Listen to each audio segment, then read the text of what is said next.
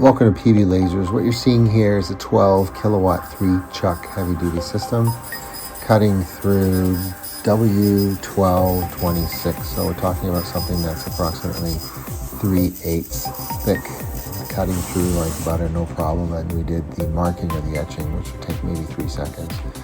So here's the construction of the machine. There's nothing flimsy about it whatsoever. Those are the auto feeds that go in on the side of the machine on either side of the bed.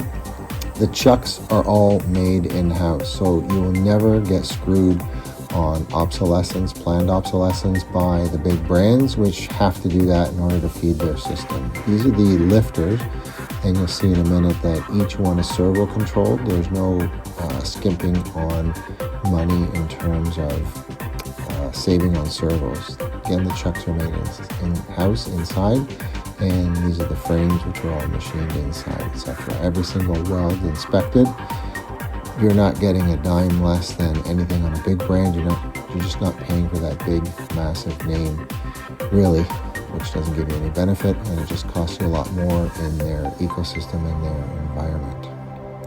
Again, what's critical is all the patents involved on these chucks that are all made in-house. So you won't be told, we don't make that anymore, we upgraded it.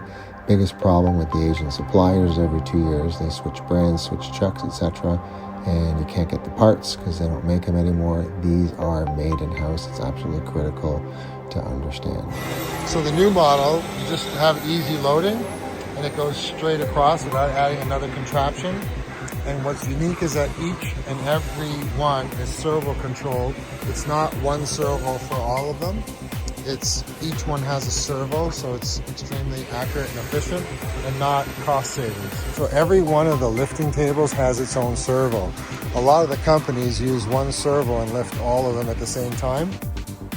As a bonus, you have the monitoring system for all ends and operators.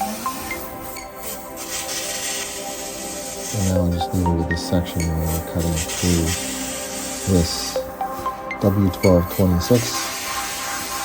We've got the webs about 3/16 and the flanges 3/8, and they're engraved.